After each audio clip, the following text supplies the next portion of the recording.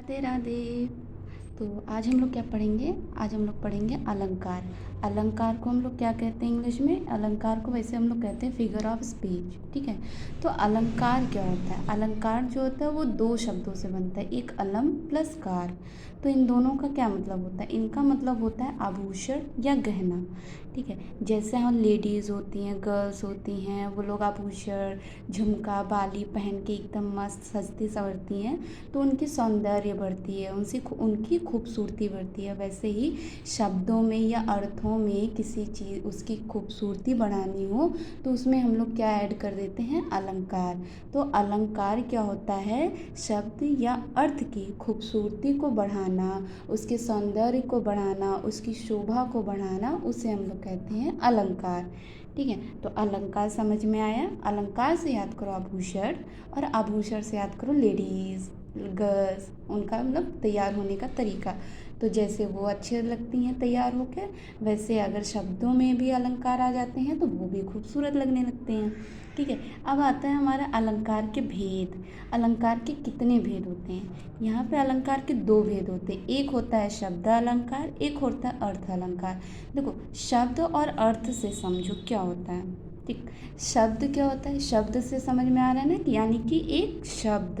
तो शब्द प्लस अलंकार, शब्दों में अलंकार। अलंकार यानी चमत्कार होना।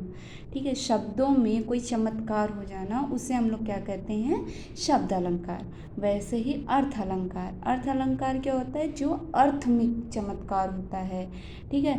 तो शब्द और अर्थ वैसे अलग अलग होता है। ठीक। तो अर्थ में चमत्कार हो जाना उसे अर्थ अलंकार कहते हैं, और शब्द में चमत्कार हो जाना उसे शब्द अलंकार कहते हैं। ठीक। ओके ना। अब हम लोग आगे बढ़ते हैं। आगे बढ़ के अब देखते हैं कि शब्द अलंकार। शब्द अलंकार आपको पता चल गया है कि कैसे ही उसके चमत्कार होता है शब्दों द्वारा। ठीक। शब्दों द्वारा चमत्कार होना उसे हम लोग शब्द अलंकार कहते हैं। शब्द अलंकार तीन प्रकार के होते हैं। एक होता है अनुप्रास अलंकार, दूसरा होता है यमक अलंकार, और तीसरा होता है श्लेष अलंकार।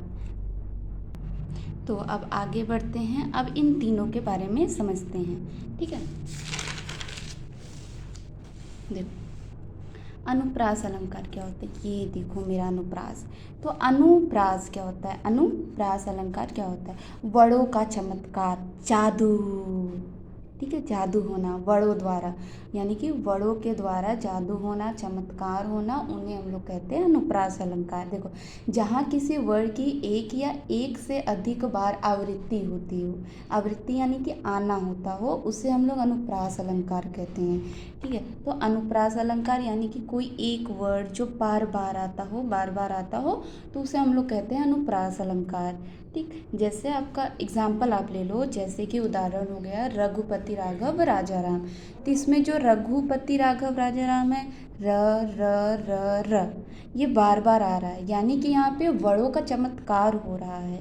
ठीक। तो जो वर्णों का चमत्कार होता है उसे हम लोग कहते हैं अनुप्रास अलंकार। तो एक गाना आया है, मतलब गाना है, आप लोग तो जानते हो, उसमें ये है ना, छम्मक छल्लो छैल छबीली। ठीक है। तो वो जो छ छ छ छ आ रहे हैं, तो उसे हम लोग वर्णों का चमत्कार यानी कि अनुप्रास अलंकार कहते हैं। ठीक। कोई कन्फ्यूज़न हो तो मुझे प्लीज़ बताना। ना, नेक्स्ट होता है यमक अलंकार। यमक अलंकार देखो क्या होता है। एक यहाँ पे थोड़ा कंफ्यूजिंग है, बट क्लियर से सुनना, बहुत ही इजी है, मैं बहुत इजी वे में बताऊंगी।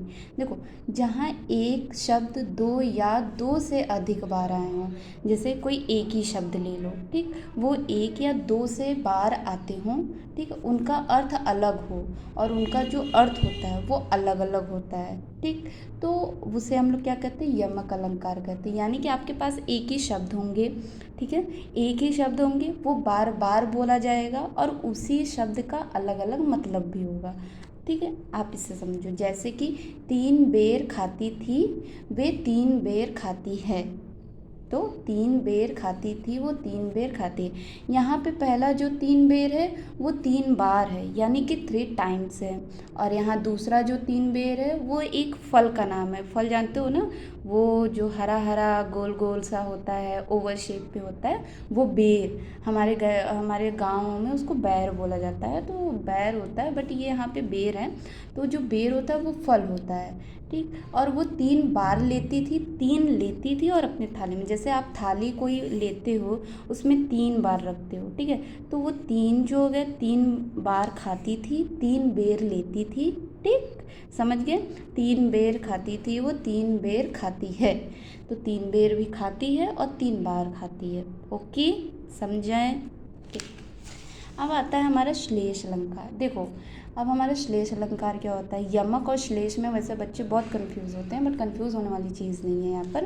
देखो, श्लेष अलंकार क्या होता है, जहाँ एक शब्द एक ही बार प्रयोग हो पर उनका अर्थ एक से अधिक हो। देखो, एक शब्द, कोई एक ही शब्द ले लो, ठीक है, वो एक ही बार प्रयोग हो रहा है, एक ही बार आ रहा है, लेकिन उनका जो अर्थ होता है वो डिफरेंट होता है, ठीक है। आपने यमक में पढ़ा था, एक शब्द बहुत बार आता था, ठीक है। यमक में क्या करते थे, बहुत बार आता था और उनका अर्थ अलग होता था। लेकिन अब श्लेष में क्या होता है, एक शब्द एक ही बार आपके पास आएगा और उनके जो अर्थ होंगे वो अलग होंगे, ठीक है। तो जैसे कि एक ही शब्द में बहुत अर्थ छुपे हों, जैसे वो आप लोग छुपन छुपाई खेलते हो ना, कि हाँ, कि एक पीछे, उस दीवार के पीछे कौन छुपा है, उस सोफे के पीछे कौन छुपा है, वैसे ही यहाँ पे श्लेष अलंकार में होता है कि एक ही शब्द में बहुत सारे अर्थ छुपे होते हैं, बस उन अर्थ को आपको खोज के निकालना होता है, ठीक है। तो समझो, जैसे कि सुबरन को ढूंढत फिरत कवि भवचारी चोर, ठीक है। यहाँ पे क्या होता है, सुबरन, यहाँ सुबरन कौन है, देखो इसके 3 अर्थ होते हैं, सुबरन के 3 अर्थ होते हैं, जैसे कि अच्छे शब्द, सुंदर रंग रूप और सोना, यानी कि अच्छे शब्दों की खोज और उसके रंग रूप का खोज करना, सोने का खोज करना, यानी कि कवि भवचारी चोर हुए, ठीक। तो यहाँ पे सुबरन आपका यही बता रहा है कि सुबरन आपका एक बार दिया है, ओनली 1 टाइम दिया है, और इसका मतलब बहुत है। तो यानी कि वो सुबरन को ढूंढत फिरत कवि, कवि जो है वो सुबरन को ढूंढत फिर रहे हैं, यानी कि अच्छे शब्द को खोज रहे हैं, सुंदर रंग रूप को खोज रहे हैं, सोना को खोज रहे हैं। तो यानी कि कवि उसके फिरत में है, यानी कि उसको ढूंढ रहे हैं, ठीक है, इसलिए वो चोर कहला रहे हैं, ठीक। तो आप लोग समझे कि नहीं समझे, अगर समझ गए तो बहुत अच्छी बात है, और अगर कोई कन्फ्यूज़न हो तो प्लीज़ मुझे बताना, ठीक है बच्चों। और इसका अब हम लोग अर्थ अलंकार समझेंगे, वो हम लोग समझेंगे पार्ट 2 में। ओके, तब तक के लिए bye bye, all the best.